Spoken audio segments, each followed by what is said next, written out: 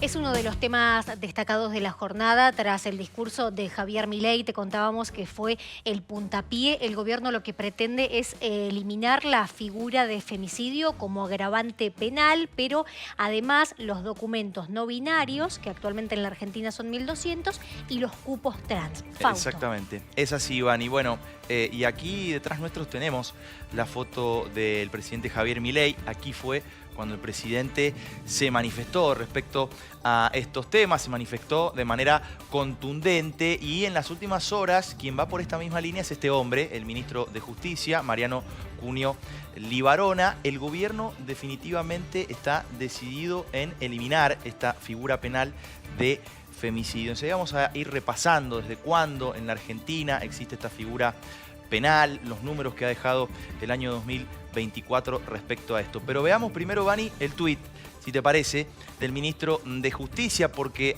así es como se empezó a oficializar esta iniciativa. Acá lo tenés, mirá.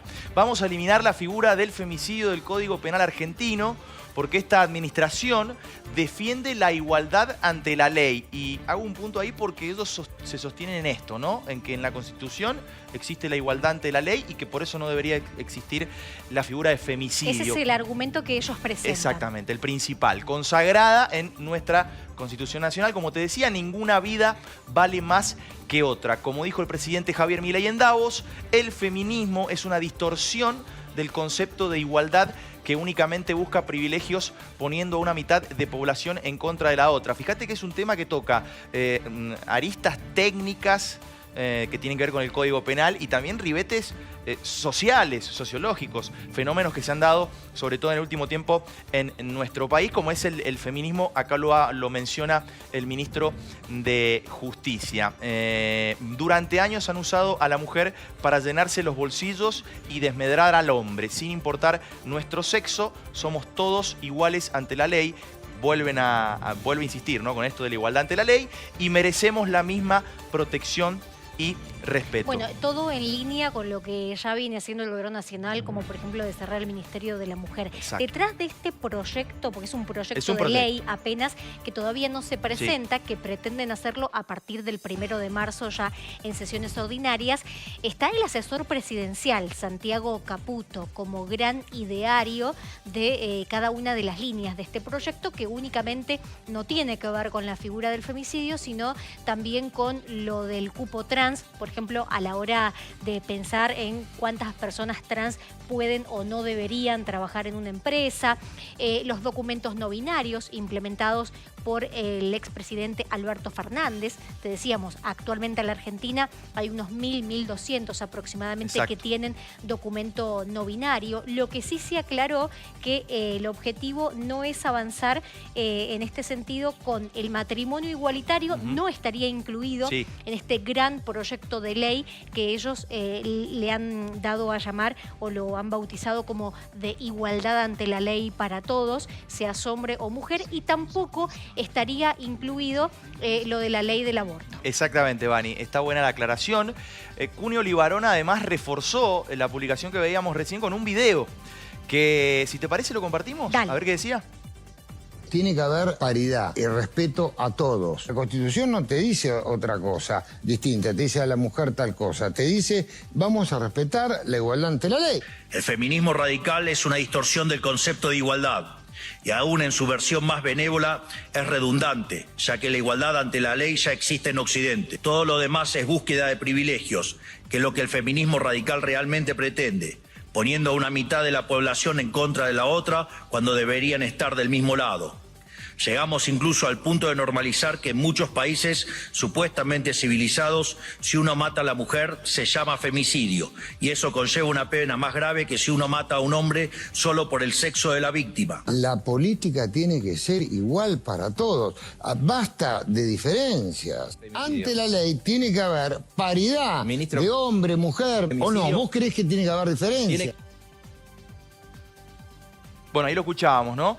Al ministro de Justicia, que además de su publicación compartió ese video para tratar de, en definitiva, reforzar, ¿no?, esta idea que lanza el gobierno de la nación. Déjame, Vani, agregar que se entiende por femicidio el asesinato intencional de una mujer por el solo hecho de ser mujer, perpetrado por un hombre en un contexto de violencia de género en el que suele haber, además de violencia física, violencia psicológica, ¿no? Fíjate, incluida la figura de femicidio en el Código Penal en el año 2012 en la Argentina. Hacemos un poquito de historia.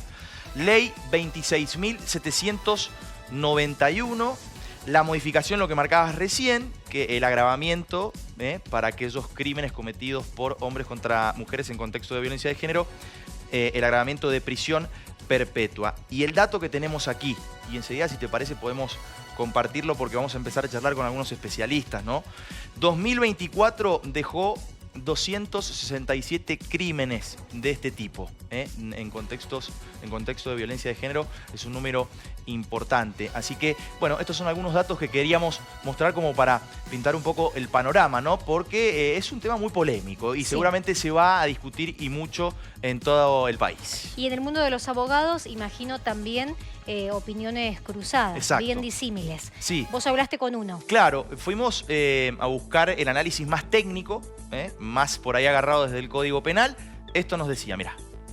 Desde el punto de vista técnico, a mí me parece interesante esta propuesta para dar mayor claridad a la normativa, como es justamente la normativa penal, que debe ser muy precisa en su forma de aplicación. Desde el momento que la interpretación de las circunstancias que generan el aumento de la pena de 8 a 25 a perpetua queda en manos exclusivamente del juez y con límites poco claros, me parece beneficioso para un Estado de Derecho que se defina claramente en qué consiste un agravante. Y esto con el femicidio no estaba tan claro.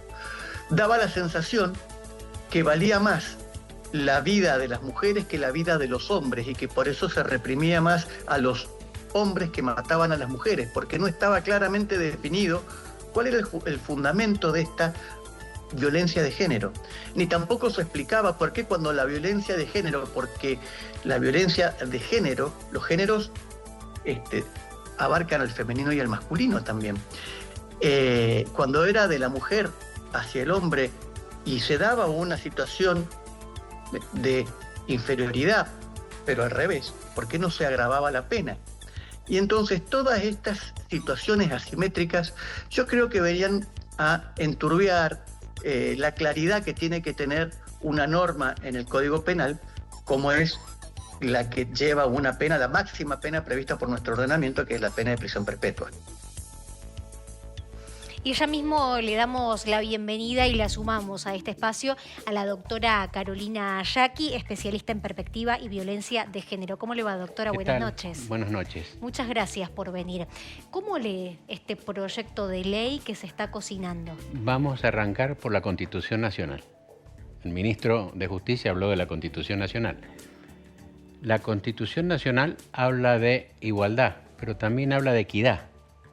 La Constitución Nacional no es la del 53 de Alberdi, es la del 94, que incluye los tratados internacionales con rango constitucional y hay un orden de prelación de las leyes.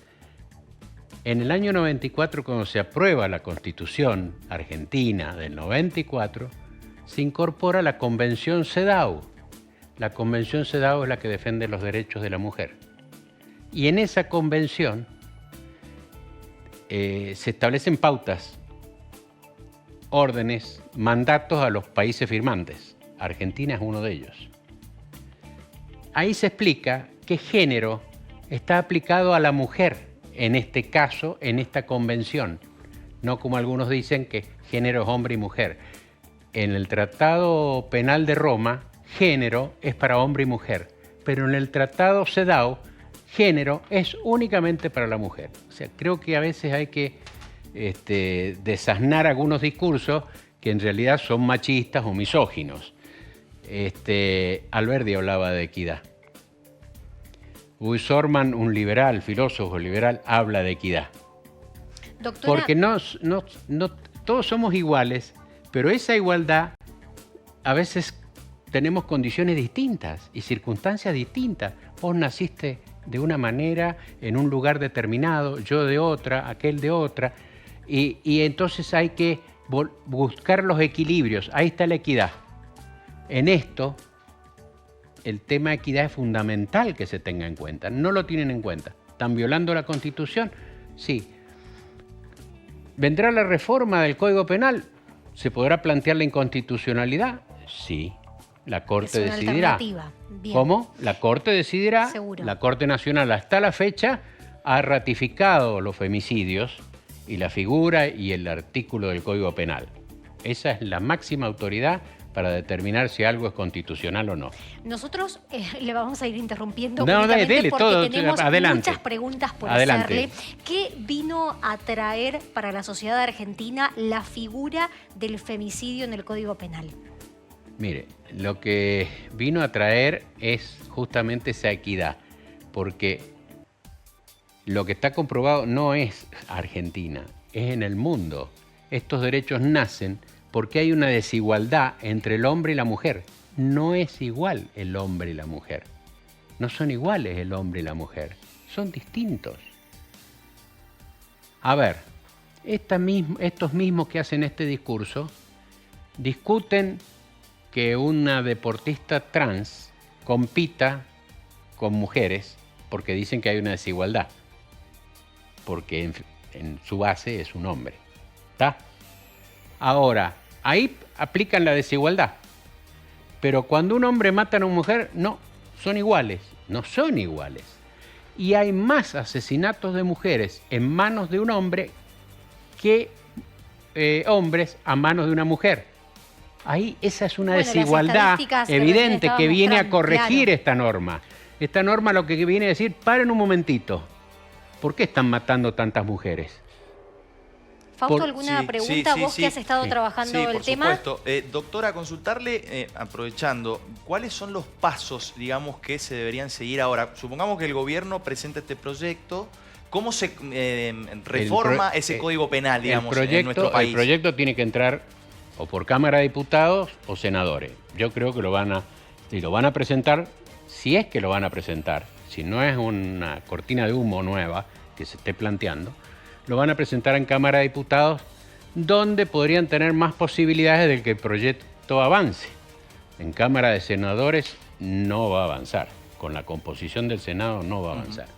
Pero también tomo mis reparos con respecto a nuestros representantes. Porque veamos quiénes salieron a apoyar las declaraciones de Milei y las de Trump, que están en la misma línea. No nos olvidemos que están en la misma línea. ¿Quiénes salieron? Patricia Bullrich. Bien. Patricia Bullrich, que en el año 23, ustedes recordarán que hizo pasear por el país a una comisaria trans de la Policía Federal. Vino a visitarnos a Mendoza. ¿Por qué? Porque ella la incorporó a la Policía Federal, hablando de el cupo trans y todo lo demás. Luis Petri salió a apoyar a Milei en sus declaraciones en Davos. No sé si ustedes recuerdan, son muy jóvenes. Petri, cuando era diputado provincial, presidente del bloque radical en Mendoza, gobierno de Cobos, impulsó la reforma del Código de Faltas de Mendoza, derogando ese artículo que perseguía a las travestis. Habrá que ver a partir Entonces, del 1 de marzo hoy, qué tipo de compañía puede llegar a tener. Quiero decir, cómo hoy cambian, muchos cambian el libreto. Díganme cuántos políticos que hicieron campaña con el Ni Una Menos para ganar elecciones, hoy salieron, no en Twitter, a la calle, en los medios, a discutir este tema. Antes de ver una información que tenemos en una placa, ¿esto se puede modificar por decreto presidencial o no? No hay manera. No hay manera. Decía la doctora respecto de las cifras. Matan a más mujeres que hombres, eso es una estadística. Sí. Fausto. Bueno, tenemos datos de lo que pasa en América Latina, fíjate. Porque son verdaderamente solamente 2 países los que no penalizan el femicidio hoy en América Latina. Son Cuba y Haití. ¿Qué quiere decir esto? Que bueno, sus estados no han diseñado leyes para proteger de manera... Es decir, no consideran un agravante que sea mujer Exacto. la que es asesinada en manos de un hombre por su condición simplemente de ser mujer. Cuba y Haití. Y Haití.